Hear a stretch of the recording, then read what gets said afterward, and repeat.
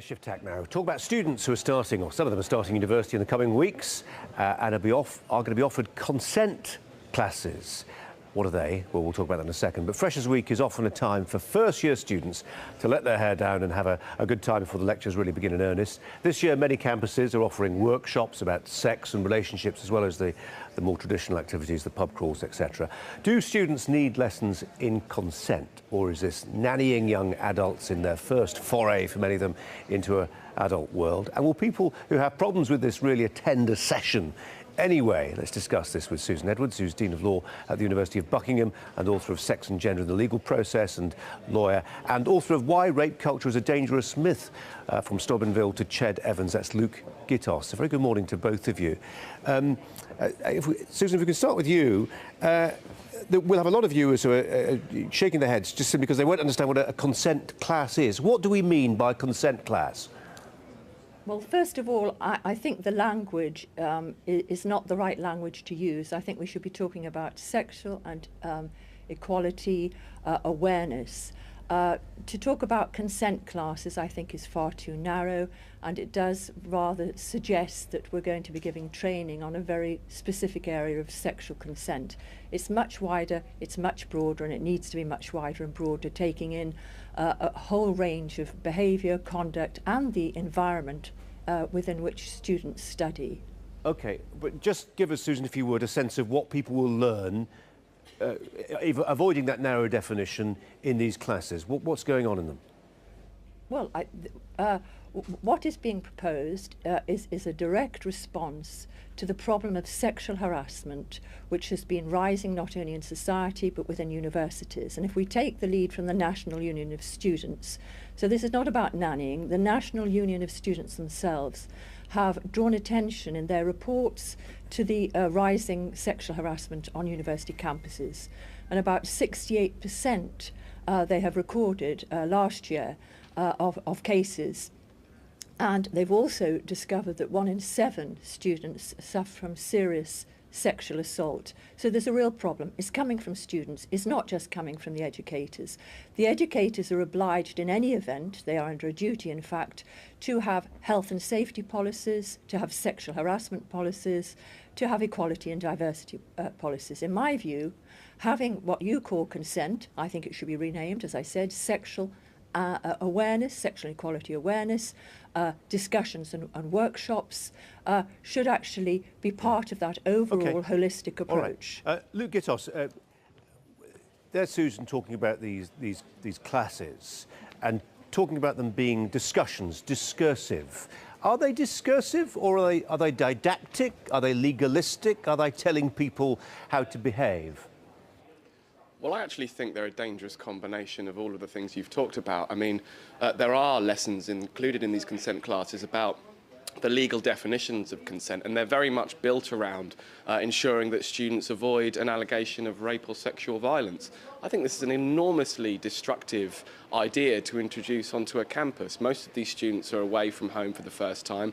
A lot of them are going to be unsure about their own sexuality, about what they enjoy when they take someone home after a night out. A lot of them are going to be confused about those things.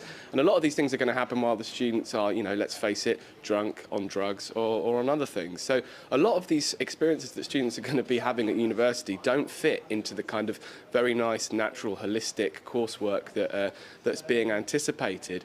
And I think at worst, it creates this idea that all students' sexual experiences are going to fit into something which is, straightforward and easy. Actually, students' sex lives are probably the most complicated out of all of us, because they're going to university for the first time, they're working out who they are, they're working out what they like. And I think encouraging students to view all of their sexual contact through the prism of sexual violence, which I think is what these consent classes do, I think is incredibly problematic. I'll also say another thing. There is no problem with rape and sexual violence specific to campuses in this country. We must deal directly with the claim that there is some kind of epidemic of sexual violence. The NUS continually put out these statistics, 1 in 5, 1 in 4, but the way they reach those statistics is incredibly dubious. So firstly, they use self-selecting surveys, which means that they actively invite people to contribute to these surveys, which, if you're an academic, you will know that that's an extremely flawed methodology. It encourages people to report. It's not a random. One quick. One quick addition.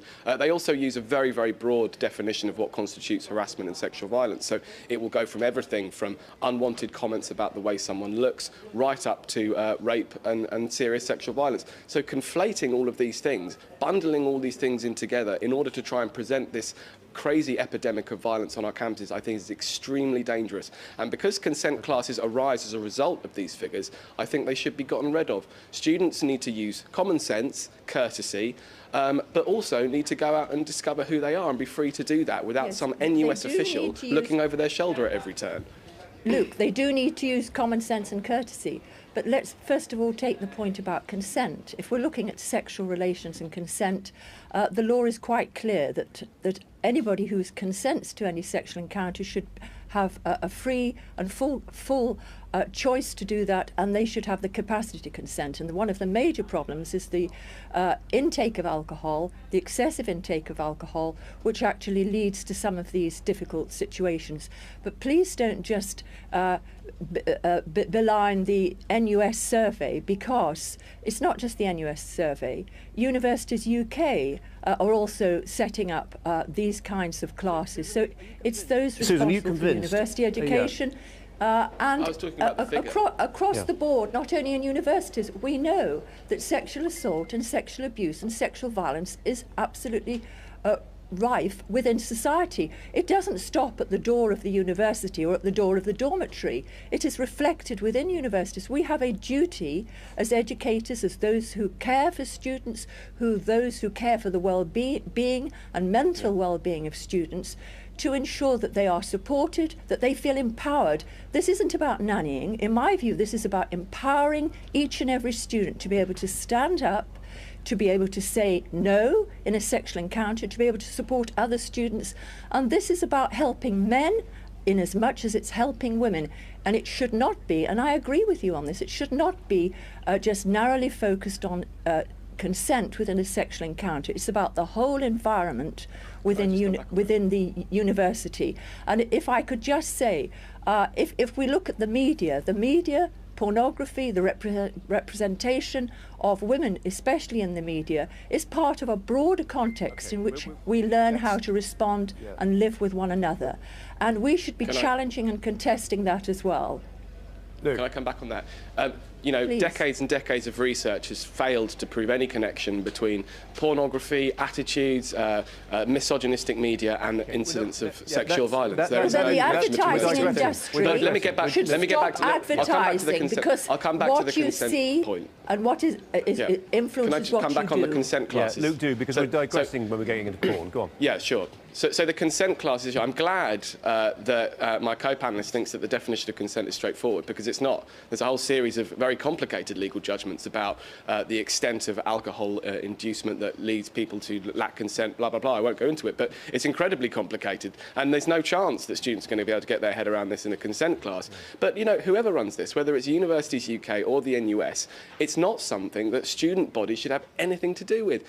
Okay. Intimacy and people's sexual relations are between two people, and they need to be negotiated individually. Often that's a complex and difficult process. Hold on a second. I haven't quite finished yet. Well, it is. This is exactly what you're talking about. You're saying that we need to broaden this out to encompass all aspects of students' sex lives. I think it's absolutely perverse. It's just not something that we should be concerned with.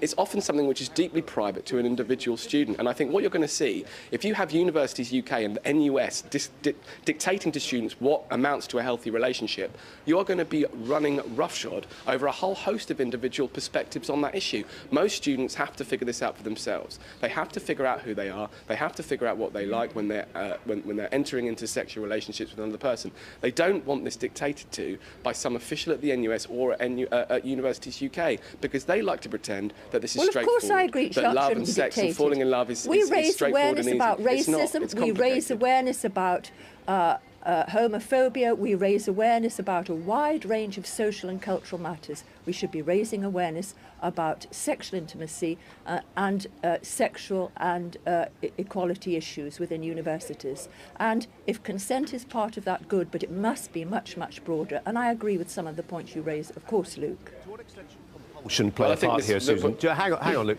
To what extent, Susan, should compulsion play a part here? Should fresher students be compelled to attend these courses?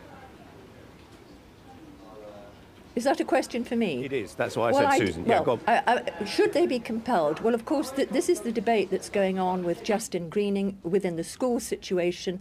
I think at this point, no, university students, college students should not be compelled to attend these classes, but I would hope that in time they are done in a sensitive context, and it's about empowerment and it's about awareness.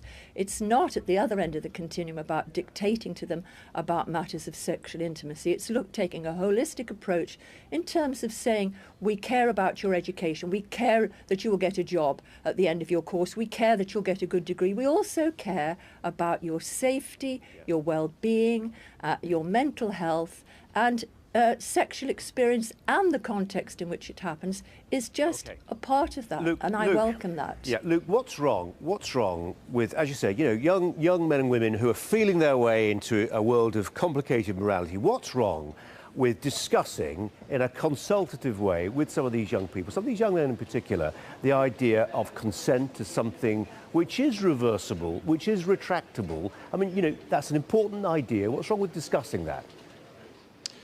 I don't think there's any problem with students discussing it amongst themselves, but when it becomes a problem is when it becomes a process sort of Maoist re-education, which is exactly what how NUS societies talk about it. It's this idea that young male students have no idea about this sort of thing and they need to be radically re-educated in their sexual morality. I just think it's such a disastrous, poisonous thing to tell students the first day they arrive at university they're getting taught how to avoid a rape allegation. I think it's a perverse thing to do. But let me just say, they are already compelling students to attend. At Oxbridge, students have to attend these classes as part and parcel of their induction process. So it is becoming compulsive. And I know that, we'd like to think of this enormous, holistic, broad-ranging re-education process. But really what you're talking about is PSHE for people who are basically 18 and 19 years old. Students have a basic idea about what constitutes consent, and they need to use their own judgment, their own common sense, in order to take that forward. And I think the vast majority... We really could go on, but we're not going to go on. OK, Luke Gittos, Susan Edwards, thanks both very much indeed. Thanks a lot. Still to come on Sky News.